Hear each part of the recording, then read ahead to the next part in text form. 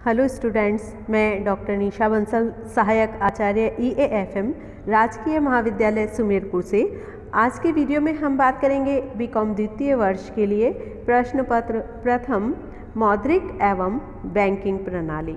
तो आइए देखते हैं वीडियो में। आज का अपना टॉपिक है प्लास्टिक मुद्रा या प्लास्टिक मनी जो होती है, जिसमें हम बात करेंगे आज क्रेडिट कार्ड के बारे में।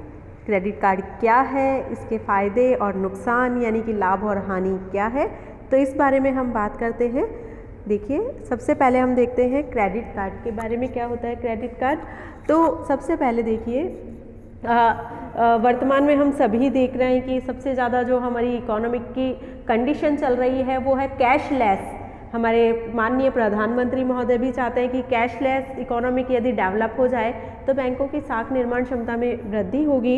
इकोनॉमिक टर्म में हम देखें तो इसका सबसे बड़ा अच्छा फ़ायदा ये होता है कि जो पेपर मुद्रा प्रिंट कराने के जो खर्चे हैं वो बच जाते हैं। कैशलेस इकोनॉमिक में एक जोखिम की व्यवस्था कम हो जाती है, लोगों को नकदी इधर से उधर नहीं लेनी पड़ती, और साथ ही बैंकों की साख निर्माण की, क्रेडिट क्रिएशन की जो क्षमता है, कैपेसिटी है, वो डेवलप होती है, उसमें वृद्धि हो जाती है। तो देश में नकदी का बोझ कम करने के लिए, चेक लेन देन में कमी करने के लिए और ग्राहक सेवा में सुधार करने के लिए रंगराजन समिति की सिफारिशों के आधार पर, यानी कि रंगराजन समिति ने 1989 में अपनी रिपोर्ट प्रस्तुत की। उसमें क्रेडिट कार्ड के चलन का या क्रेडिट कार्ड के व्यवसाय को प्रोत्साहित करने का सुझाव सरकार को दिया। तो उस आधार पर हम बात करते हैं। सबसे पहले क्रेडिट कार्ड का प्रचलन जो हुआ था वो सर्वप्रथम अमेरिका में हुआ था, और इसका आरंभ सबसे पहले भारत में 1990 के आसपास, 1990 के आसपास हुआ।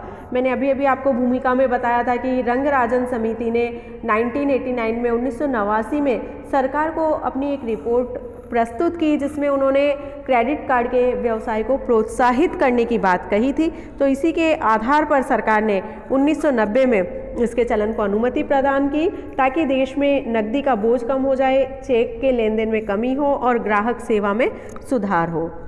अब क्रेडिट कार्ड के बारे में बात करते हैं।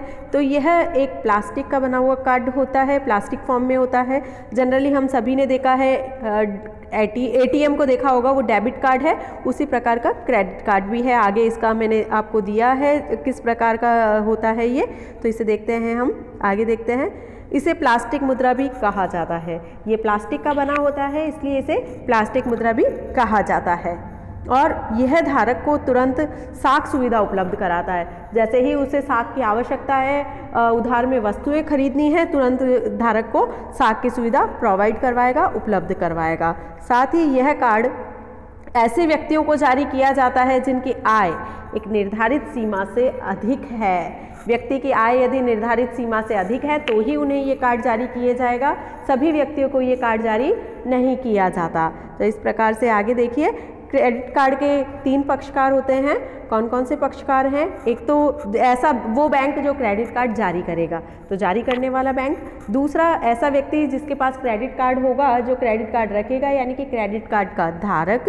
और तीसरा, सदस्य व्यावसायिक प्रतिष्ठान, यानी कि ऐसा प्रतिष्ठान, व्यावसायिक प्रतिष्ठान जहां पर ग्राहक लेन देन करेगा, क्रेडिट कार्ड के माध्यम से लेन देन कर सकता है। तो इसके 3 पक्षकार हो गए, जारी करने वाला बैंक और धारक यानी कि ग्राहक जो भी है, और साथ ही व्यावसायिक प्रतिष्ठान, ऐसी शॉप पर जहाँ पर व्यक्ति जाकर, ग्राहक जाकर अपनी शॉपिंग कर सकता है, परचेजिंग कर सकता है। तो ये तीनों क्रेडिट कार्ड के मुख्य पक्षकार होते हैं।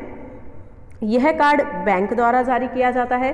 क्रेडिट कार्ड जनरली बैंक द्वारा जारी किया जाता है, ऐसे व्यक्तियों को जारी किया जाता है जिनकी इनकम अच्छी हो, और यह कार्ड प्लास्टिक का बना होता है, जिस पर जारीकर्ता बैंक का नाम, कार्ड संख्या, कार्ड धारक का नाम और उसके हस्ताक्षर अंकित किए जाते हैं। देखिए, कार्ड जनरली प्लास्टिक का बना होता है, इस पर उस बैंक का नाम अंकित होता है जिस बैंक ने ये जारी किया है। साथ ही इस पर कार्ड संख्या डली होती है और कार्ड धारक का नाम लिखा होता है, और उसके साइन, कार्ड धारक के साइन भी कार्ड पर किए जाते हैं। देखिए किस रूप में होता है, इसका रूप मैंने आगे दिया है, तो आप उससे समझ सकते हैं। देखिए एक एग्जाम्पल के लिए मैंने आपको ये डाला है, इसमें लिखा हुआ है ऊपर क्रेडिट कार्ड, एक चिप लगी है, इस चिप के माध्यम से इसको स्कैन किया जाता है मशीन में लगा के। उसके नीचे आप देख रहे हैं कैनवा जो लिखा हुआ है, एक एग्जाम्पल के लिए ये बैंक का नाम लिखा हुआ है, चूँकि ये प्रारूप लिया गया है इसलिए जिसको हम बोल सकते हैं कि फॉल्स प्रारूप है, एक जनरली सिंपल प्रारूप है, इसलिए कोई कैनवा बैंक का ये लिया गया है।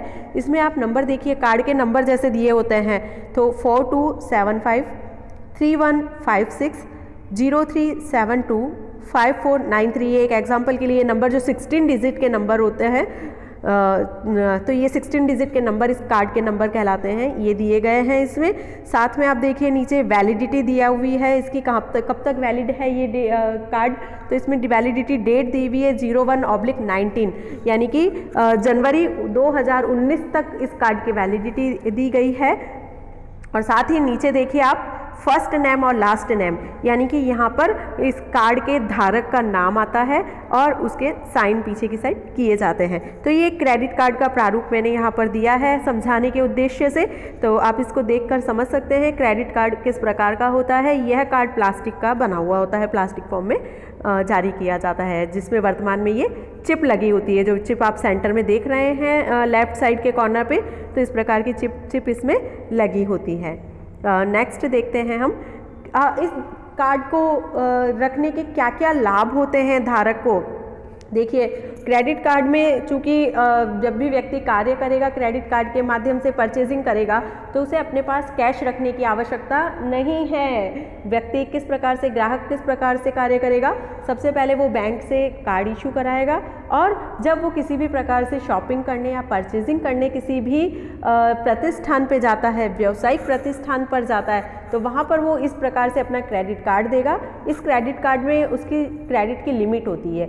मान लीजिए बैंक ने क्रेडिट की लिमिट दे दी है 1 लाख रुपए, इसका मतलब एक व्यक्ति 1 लाख रुपए तक के सामान इस कार्ड के माध्यम से खरीद सकता है। अब वह जिस शॉप पे जा रहा है, मान लीजिए किसी भी बिग बाजार में गया है, वहाँ से उसने शॉपिंग की है, वहाँ पर वो नगद पेमेंट नहीं करेगा उस सामान का, बल्कि इस कार्ड को स्कैन करा देगा। अब उस बिग बाजार में या जो भी व्यावसायिक प्रतिष्ठान है जहाँ से उसने क्रय किया है, उसके पास क्रेडिट कार्ड के लिए मशीन होगी जो बैंक द्वारा जारी की जाती है। उस मशीन में वो कार्ड स्कैन किया जाएगा और उसका पेमेंट बैंक द्वारा किया जाएगा तुरंत।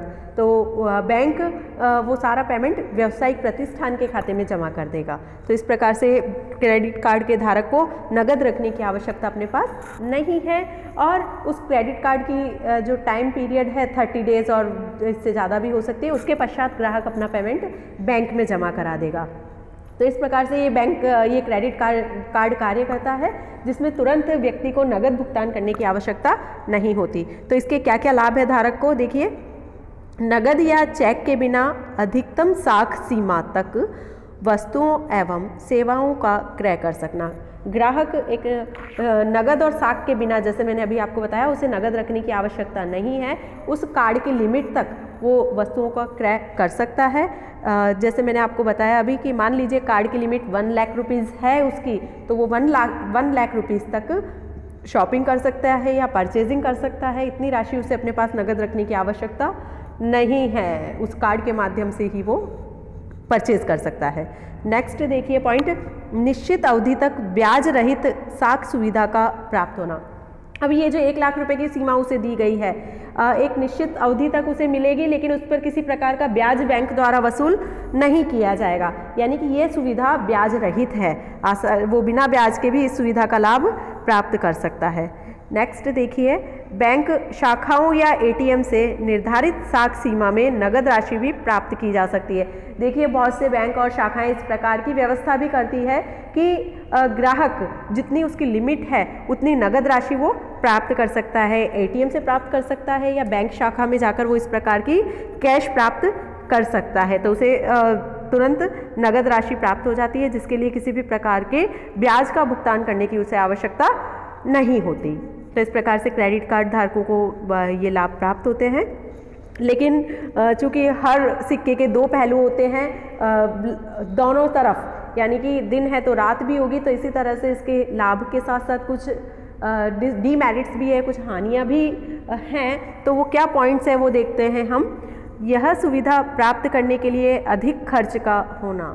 देखिए, एक व्यक्ति जब इस प्रकार की कोई सुविधा प्राप्त करना चाहता है तो अक्सर उसे अधिक खर्च का सामना करना पड़ता है। जनरली जब हम कैश पेमेंट करते हैं तो देख के खर्च किया जाता है कि ये चीज़ हमें लेनी है या नहीं लेनी है, लेकिन जब हमारे अकाउंट से पे हो रहा है तो उस समय सोचा नहीं जाता है, सारा पेमेंट अकाउंट से होता है, तो उस समय अनावश्यक वस्तुओं की खरीदारी भी कर ली जाती है। तो जनरली ये सुविधा प्राप्त करने के लिए चूँकि बैंक को तो चार्ज देना ही है, लेकिन इसके अलावा चूँकि ब्याज नहीं ले रहा, लेकिन क्रेडिट कार्ड की जो मेंटेनेंस के या मंथ ईयरली जो पेमेंट है वो तो बैंक लेगा खर्चे के रूप में, लेकिन उसके अलावा भी जो ये एक्सेस खर्चे हैं वो व्यक्ति के फालतू के हो जाते हैं। तो ये सुविधा प्राप्त करने के लिए यहाँ पर एक्सेस खर्चे उसे करने पड़ते हैं।